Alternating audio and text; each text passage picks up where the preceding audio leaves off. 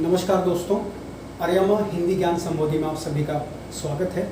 पिछले लेक्चर में हमने रीतिकाल की सामाजिक और राजनीतिक परिस्थितियों पर चर्चा की थी। आज की इस लेक्चर में हम रीतिकाल की धार्मिक और साहित्यिक परिस्थितियों पर चर्चा करेंगे।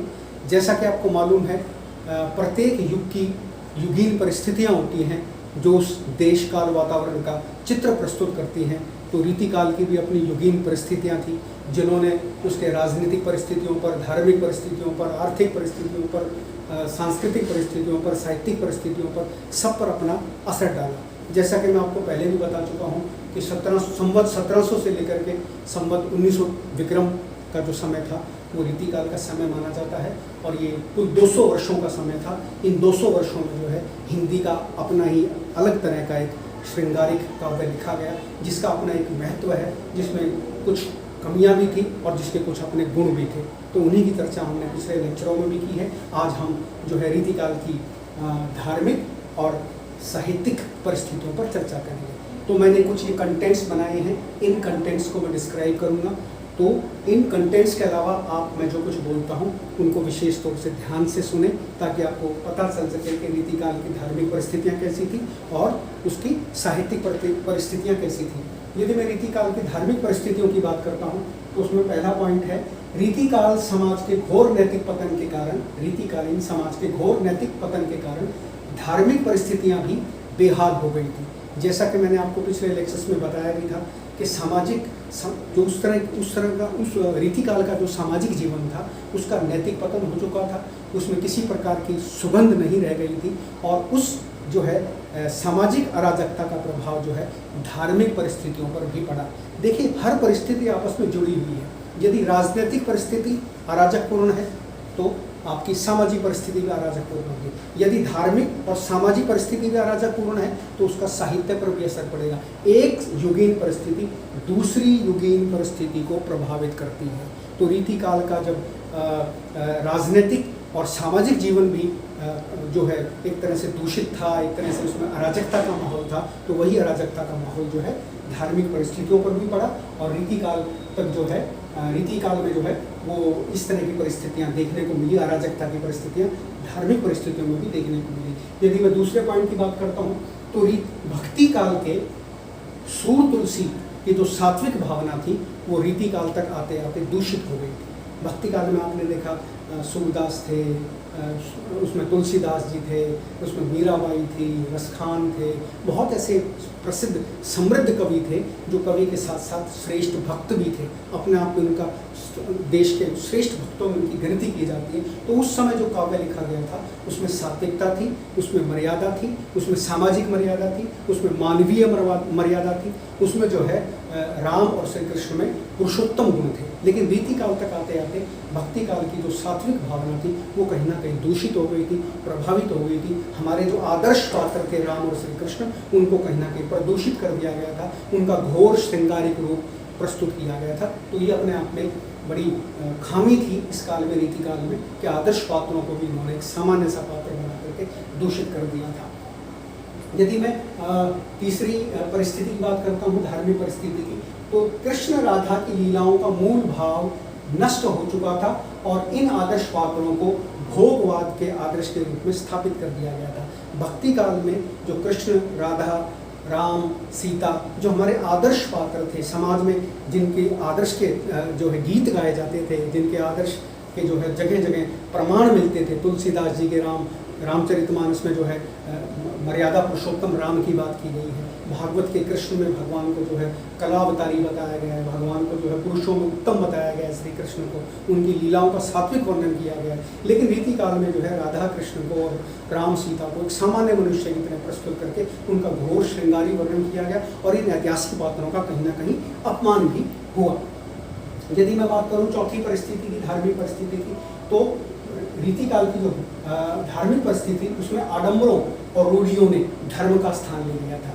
आडंबर और रूढ़ियों ने धर्म का स्थान ले लिया था। जब भी कभी किसी युग में धार्मिक, राजनीतिक, सामाजिक, साहित्यिक अराजकता पैदा होती है तो रूढ़ियाँ जन्म लेती हैं, आडंबर जन्म लेते हैं और ये आडंबर और रूढ़ियाँ जो हैं समाज को और जो है पतन की ओर ले जाते हैं, उनसे हमारा समाज और पीछे हो जाता है। तो इस काल में जो है आडम्बरों और रूढ़ियों ने जो है इसमें बहुत अच्छे तरीके से जो है इस रीति काल को ग्रस लिया था। और पंडित और जितने आपके मौलवी होते थे वो सब धर्म की जो मौलिकता है, धर्म की जो मूल भावना है, उसकी बात ना करके वो आडंबर का प्रदर्शन ज़्यादा करने लगे थे, पांडित्य का प्रदर्शन ज़्यादा करने लगे थे, और धर्म कहीं ना कहीं अपनी मूल भावना को खो चुका था।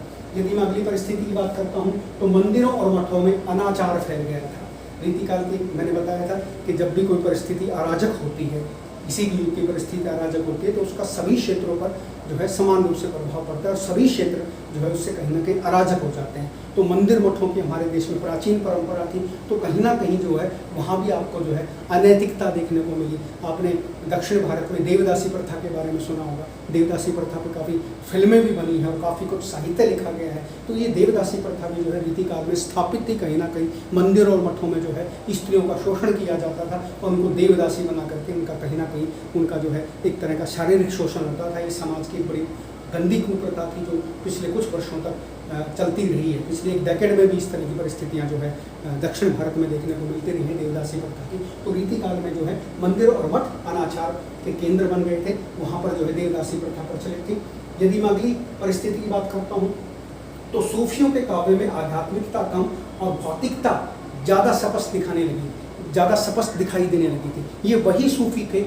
जो भक्ति काल में, जिनको हमने जो है निर्गुण प्रेम मार्गी कहा, मलिक मोहम्मद जायसी, कुतुबन, मंजन, शेख निसार, खालिद, रज्जब, ये सारे के सारे जो कवि थे वो कहीं ना कहीं सूफीवाद को लेकर के आए थे, अपने उस अध्यात्मिज्म को लेकर के आए थे जो है अरबियन देशों में जाना जाता था। और उन्होंने सूफियों ने जो है भारतीय संस्कृति में रच बस करके जो है हमारे लोक कथाओं का आधार बना करके बहुत आध्यात्मिक बातें कही थी, लेकिन रीति काल में उनका अभाव देखने को मिलता था। भक्ति काल में जो आपका सूफी साहित्य था उसमें कहीं ना कहीं अलौकिकता थी, उसमें कहीं जीव और परमात्मा की बात की गई थी, उसमें कहीं आत्मा परमात्मा के रहस्य प्रकट किए गए थे। लेकिन रीति काल में ऐसा नहीं था। रीति काल में वो आध्यात्मिकता कहीं लुप्त हो गई थी और उसका स्थान जो है भोगवाद ने ले लिया था, भौतिकवाद ने ले लिया था।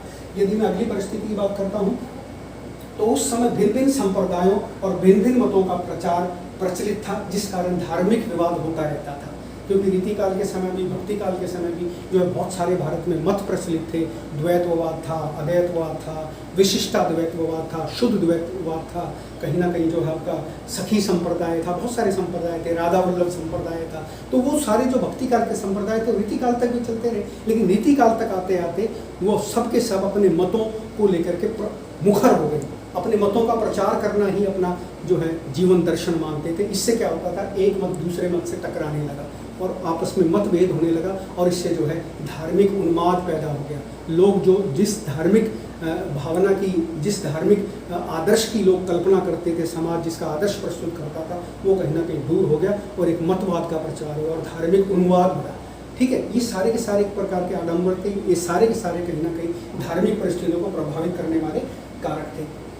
इस काल में धर्म का धार्मिक रूप भुलाकर मर्यादा और आदर्श का बलिदान किया गया था। एक बड़ी खास बात थी, इस काल में जो है मैंने आपको बताया कि सूफीवाद भी अलग तरह का हो गया था, मंदिरों मठों में अनैतिकता फैल गई थी। तो धर्म और मर्यादा, जो धर्म के मूल भाव होते हैं, जो धर्म के मुख्य चरण होते हैं, मर्यादा है, उसमें आपका आदर्श है, वो कहीं ना कहीं धूमिल हो गए थे और उनके स्थान पर जो है कहीं ना कहीं जो है कहीं ना कहीं अनैतिकता ने, कहीं ना कहीं जो है अराजकता ने उसका रूप ले लिया था और अब वो आदर्श नहीं रहे थे। अब धर्म और मर्यादा को आदर्श नहीं माना जाता था धर्म का, अब जो है अनैतिकता को आदर्श माना जाता था, अब जो है व्याभिचार को आदर्श माना जाता था, विलासिता को आदर्श माना जाता था। जो रीति काल की मूल प्रवृत्तियाँ थी। ठीक है, यदि मैं अगली परिस्थिति की बात करता हूँ तो ऐसा नहीं है कि रीति काल में कुछ लोग ऐसे भी थे, कुछ अच्छे संत भी थे जिनको हम संत कह सकते हैं, जो रीति काल से अप्रभावित रहे, उस युगीन परिस्थिति से अप्रभावित रहे। यदि मैं उनमें नाम लेना चाहूँगा तो नरहरिदास और नागरीदास, नरहरिदास और नागरीदास रीति काल के दो बड़े अच्छे प्रसिद्ध संत हुए हैं, जो कहीं ना कहीं रीतिकालीन धार्मिक प्रवृत्ति से बचे हुए थे। कहीं ना कहीं रीतिकालीन जो उस समय की धार्मिक परिस्थितियाँ थी उनसे वो अछूते थे और इनका प्रभाव जो है बिहारी पर पड़ा। बिहारी पर पड़ा तो बिहारी ने अपने जो है बिहारी सत्सई में, जो उन्होंने एक ही ग्रंथ लिखा है, उसमें बहुत सारे जो है उन्होंने नीतिगत उन्होंने जो है नैतिक बातों पर भी अपनी चर्चा की, दोहे लिखे, उन्होंने धार्मिक दोहे लिखे। उनका पहला ही दोहा जो है मेरी भव बाधा हरो राधा नागरी सोई जातन की झाई परत शाम हरित दुटी हुई। राधा जी का उन्होंने मंगलाचरण के रूप में जो है उनकी वंदना की है। तो ये कहीं ना कहीं नागरीदास और नरहरिदास से बिहारी जी प्रभावित थे। तो ऐसा नहीं है, हर युग के अंदर कुछ ना कुछ अगर बुरी चीज़ें होती हैं तो कुछ ना कुछ अच्छी चीज़ें भी होती हैं जिनका प्रभाव सदियों तक याद किया जाता है। यदि मैं अगली परिस्थिति की बात करता हूँ तो इस काल में व्यवहारिक जीवन में नैतिक पतन हो गया था, धार्मिक भावना निरंतर पतन की ओर अग्रसर थी। जैसा कि मैंने बताया था पिछले आपको, उसमें सामाजिक परिस्थितियों में, राजनीतिक परिस्थितियों में सामंती युग था, सामंतवाद का प्रचार था, सामंतवाद का बोलबाला था। तो उसका प्रभाव क्या पड़ा कि लोगों का, आम जन का जो है नैतिक जीवन बर्बाद हो गया, नैतिक जीवन का पतन हो गया। और नैतिक जीवन का पतन हो गया तो उससे फिर क्या हुआ कि धार्मिक भावना भी निरंतर पतन की ओर चलने लगी, धार्मिक भावना भी कहीं ना कहीं पतित हो गई। यदि मैं अगली परिस्थिति की बात करता हूँ तो रीतिकाल की धार्मिक भावना आध्यात्मिकता खोकर विलासी प्रवृत्ति की हो गई थी। अध्यात्म, धर्म और अध्यात्म आपस में जुड़ी हुई चीज़ें हैं।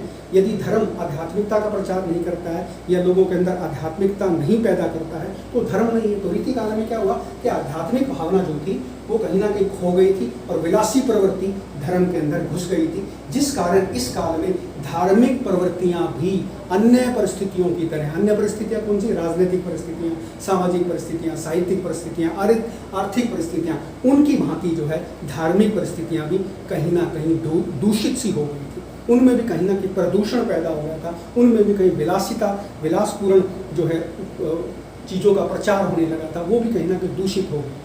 तो इस प्रकार इन धार्मिक परिस्थितियों ने भी जो है रीतिकाल की युगीन परिस्थितियों को प्रकट करने में अपना महत्वपूर्ण योगदान दिया है। यदि हमें किसी काल की परिस्थितियों के बारे में जानना हो तो हमें उस काल की राजनीतिक, आर्थिक, धार्मिक, सांस्कृतिक, साहित्यिक इन परिस्थितियों को जब हम पढ़ लेते हैं तो उस युग का हमें अपने आप अंदाजा हो जाता है, उस युग के बारे में पता लग जाता है कि युग कैसा रहा होगा। तो धार्मिक परिस्थितियों के बारे में मैंने आपको बताया। अब मैं थोड़ा सा रीतिकाल की साहित्यिक परिस्थितियों पर चर्चा करूँगा। तो रीतिकाल की साहित्यिक परिस्थितियों में मैं सबसे पहले आपको बताना चाहूँगा कि रीतिकालीन साहित्य तत्कालीन दरबारी भाषा फारसी के साहित्य से अधिक प्रभावित था। जैसा कि मैंने आपको पिछले लेक्चर में बताया था कि भारत के अंदर मुगल साम्राज्य था और मुगलों की जो दरबारी भाषा थी वो फारसी थी। तो जब भी मुगल जो है आपको पता है विदेशी से भारत से आए थे तो अपने साथ वो अपनी भाषा भी लेकर के आए थे, तो भाषा उनकी फारसी थी। तो रीतिकाल के दौरान जो दरबारी भाषा थी फारसी, उसका हिंदी पर भी प्रभाव पड़ा। हमने जो है फारसी से मसनवी शैली ली, हमने और जो है वर्णन शैली ली, उनकी कई शैलियाँ ऐसी थी जो फारसी में थी, उसका प्रभाव जो है हिंदी कवियों पर भी पड़ा और जो है उस प्रभाव से जो है हिंदी काव्य भी कहीं ना कहीं प्रभावित हुए बिना नहीं रह सका। यदि मैं दूसरी परिस्थिति की, साहित्यिक परिस्थिति की बात करता हूँ तो इस काल में प्राय शुद्ध ईरानी और भारतीय ईरानिया शैली प्रचलित थी, क्योंकि फारसी भाषा चलती थी। राज दरबार जो है मुगलिया था, मुगलों का शासन था। तो उस दौरान मुगलों के जो उनके भी कवि लेखक होते थे वो अपनी फारसी भाषा में काव्य की रचना करते थे, हमारे वाले हिंदी भाषा में और संस्कृत भाषा में काव्य की रचना करते थे। तो उनकी जो ईरानी शैली थी या भारतीय ईरानी शैली थी, उनका भी कहीं ना कहीं जो है उस समय रीतिकाल में जो है उनका प्रचलन था। ईरानी शैलियाँ कहती हैं वहाँ किस्से कहानी सुनाए जाते हैं, उनमें वहाँ जो है लैला मजनू के किस्से सुनाए जाते थे। उनको पद्यात्मक शैली के अंदर जो है रीतिकाल के फारसी कवियों ने लिखा, उसका प्रभाव जो है रीतिकाल के हिंदी कवियों पर भी पड़ा। तो उन्होंने भी जो है श्रृंगारिक काव्य को अपनाया और जो है आपस में होड़ चल पड़ी। फारसी के कवि अपना काव्य लिखते थे, हिंदी के रीतिकालीन कवि अपना काव्य लिखते थे, वो भी एक प्रकार का श्रृंगारी काव्य लिखते थे और ये भी एक प्रकार का श्रृंगारी काव्य लिखते थे। इस प्रकार पूरे 200 सालों तक जो है रीतिकाल जो है श्रृंगार रस से प्रभावित रहा। यदि मैं तीसरी विशेषता की बात करता हूँ, परिस्थिति की बात करता हूँ, तो इस काल में लैला मजनू जैसी रोमानी कहानियाँ पद्यात्मक शैली में काफ़ी लिखी जाती थी। वर्तमान में भी अगर आप देखेंगे तो इस तरह की कहानियाँ प्रचलित हैं, क्योंकि इस रोमानी कहानियाँ, क्योंकि ईरानी जो शैली थी वो एक प्रकार की रोमानियत को लेकर के आई थी, तो उस रोमानियत का प्रभाव जो है हिंदी के रीतिकालीन कवियों पर भी पड़ा। तो उन लोगों ने भी जो है इस तरह की जो है रोमानी कहानियाँ लिखनी शुरू कर दी। आजकल आप टीवी सीरियल देखते हैं, अलिफ लैला आता है, आपका अलादीन वाला सीरियल आता है, वो सारे सारे ईरानी कॉन्सेप्ट है एक प्रकार का, वो एक प्रकार की ईरानी शैली है, लेकिन उसको हिंदी में कन्वर्ट कर दिया गया। तो इस तरह के जो किस्से होते थे वो फारसी जो उस समय के दरबारी कवि थे वो पद्यात्मक रूप में उसको प्रस्तुत करते थे और उस पद्यात्मकता का प्रभाव हिंदी कवियों पर भी पड़ा और हिंदी कवियों ने भी उसी तरह के पद रचने शुरू कर दिए। यदि मैं अगली बात करता हूँ तो फारसी रोमानी किस्सों के प्रभाव में आकर रीतिकालीन कवियों ने भी राधा कृष्ण की, लैला मजनू प्रस्तुत की समाज के सामने, क्योंकि उन लोगों के वहाँ भी जो है इस प्रकार का साहित्य लिखा जाता था, फारसी भाषा के अंदर काव्य लिखा जाता था जिसमें रोमानियत का ज़्यादा प्रचार था। तो हिंदी के रीतिकालीन भी कवि भी उससे प्रभावित हुए। तो उन्होंने राधा कृष्ण को, क्योंकि राधा कृष्ण को इसलिए आधार बनाया गया क्योंकि भक्ति काल की लंबी परंपरा से राधा कृष्ण समाज में प्रचलित थे। उनके जो है भक्ति काल के अंदर भी बहुत सारा राधा कृष्ण पे काव्य लिखा गया। पूरा कृष्ण काव्य कितना समृद्ध काव्य है। तो उन्होंने कहीं ना कहीं उस पवित्रता को छोड़ करके और उसी रूहानियत को अपना करके उन्होंने राधा कृष्ण को सामान्य लैला मजनू की तरह प्रस्तुत किया, जिसके लिए उन पर कई बार रीतिकालीन कवियों पर बड़ा आक्षेप किया जाता है कि उन्होंने हमारे आदर्श पात्रों को सामान्य पात्र बना करके प्रस्तुत किया। यदि मैं अगली विशेषता की बात करता हूँ तो शाहजहाँ के शासनकाल में हिंदी और संस्कृत के कवियों को मुगल दरबारों में काफ़ी सम्मान मिला था। उनको वहाँ रखा जाता है। जहांगीर के दरबार में भी रखा गया, शाहजहाँ के दरबार में भी काफ़ी सारे हिंदी के कवि बड़े मशहूर थे। लेकिन जब औरंगजेब गद्दी पे बैठा था, औरंगजेब आपको पता है उसने सारी कलाओं पर प्रतिबंध लगा दिया था, संगीत पर प्रतिबंध लगा दिया था, कविता रचने पर प्रतिबंध लगा दिया था। वो धर्म को लेकर के काफ़ी कट्टर था। तो उसने जो इन सारी प्रतिभाओं पर प्रतिबंध लगा दिया। उसका परिणाम क्या हुआ कि मुगल दरबारों में जो खास तौर से हिंदी के कवि थे वो सारे के सारे राजस्थान की ओर चले गए। उन्होंने बूंदी, आपका बूंदी है, ओरछा है, ग्वालियर है, जयपुर है, यहाँ आपका जोधपुर है, यहाँ के राजाओं को अपना आश्रयदाता बनाया और वहाँ जाकर के उन्होंने अपनी हिंदी कविताएं रची। और ये जो छोटे छोटे राजा होते थे कहीं ना कहीं एक प्रकार का सामंती माहौल पैदा करते थे और उसी सामंती माहौल में जो है हिंदी का रीतिकालीन काव्य लिखा गया, जिसका प्रभाव उन पर देखने को मिलता है। यदि मैं अगली विशेषता की बात करता हूँ तो रीतिकाल के कवि जो थे वो पांडित्य प्रदर्शन की ओर ज़्यादा ध्यान देते थे, मौलिकता की ओर कम। पांडित्य प्रदर्शन होता है जिसमें अपने आप को ऐसा प्रदर्शित करना कि केवल वही व्यक्ति अच्छी कविता लिख सकता और कोई नहीं लिख सकता। पांडित्य प्रदर्शन करना इसलिए भी जरूरी था क्योंकि सामंती वातावरण में इस काव्य की रचना की गई थी। तो सामंती माहौल ऐसा था जिसमें जो है सामंतों को, राजाओं को, अपने आश्रयदाताओं को प्रभावित करना होता था। यदि आश्रयदाता प्रभावित हो जाता था तो बदले में जो है उस कवि को कुछ इनाम दे दिया जाता था। तो इसलिए उनकी इच्छा रहती थी, लालसा रहती थी कि पांडित्यपूर्ण प्रदर्शन किया जाए। यदि मैं अगली बात करता हूँ तो हिंदी और फारसी के कवियों में होड़ मची थी। हिंदी और फारसी के कवियों में होड़ मची थी क्योंकि भारत में मुगल काल था और वो कवि सारे के सारे जो है फारसी भाषा में लिखते थे। तो हिंदी के कवि अपने आप को श्रेष्ठ दिखाने के लिए उनसे होड़ करते रहते थे और इस प्रकार जो है आपस में होड़ चलती रहती थी। और 200 वर्षों तक हिंदी कविता पर जो है श्रृंगार रस का अखंड साम्राज्य देखने को मिलता है। बहुत सारा हिंदी का जितना भी श्रृंगारिक काव्य है वो सारे का सारा रीतिकाल में अधिकतर लिखा गया है, चाहे घोर श्रृंगारिकता थी या कैसी भी श्रृंगारिकता थी। इस प्रकार से यदि हम रीतिकाल की चर्चा करते हैं तो उस पर बहुत सारा ऐसा प्रभाव देखने को मिलता है। इस काल के कवियों में संस्कृत के लक्षण ग्रंथों के आधार पर रीति ग्रंथ रचने की लालसा थी। मैंने आपको पिछले लेक्चर में बताया था लक्षण ग्रंथ क्या होते थे। संस्कृत में काव्य शास्त्र के आधार पर लक्षण ग्रंथ लिखे गए थे, जिसमें रस पर चर्चा की गई थी, जिसमें अलंकारों पर चर्चा की गई थी, जिसमें छंदों पर चर्चा की गई थी। तो जो रीतिकालीन कवि थे उन्होंने जो है संस्कृत के रीति ग्रंथों के जैसे ही हिंदी के रीति ग्रंथ लिखने की उनके अंदर लालसा थी। वो चाहते थे कि लोग हमें कवि और आचार्य दोनों रूप में जानें। इसलिए जो है रीतिकाल के अंदर जो है बहुत सारे रीति ग्रंथ भी लिखे गए और ये कवि कम कहलाना चाहते थे, आचार्य ज़्यादा कहलाना चाहते थे, क्योंकि आचार्य तो प्रस्तुत करने से इनका सम्मान ज़्यादा बढ़ता था, आश्रयदाता इनका सम्मान ज़्यादा करता था, इन्हें इनाम ज़्यादा देता था। तो इस प्रकार से रीतिकाल की जो है धार्मिक और साहित्यिक परिस्थितियों ने अपनी एक भूमिका निभाई और रीतिकाल पर अपना एक प्रभाव डाला। तो मैं समझता हूँ आज का लेक्चर आपको समझ में आया होगा। यदि आपको समझ में आया हो तो मेरे चैनल को सब्सक्राइब करें। अगले फिर किसी लेक्चर में आपसे दोबारा मिलता हूँ, तब तक के लिए धन्यवाद।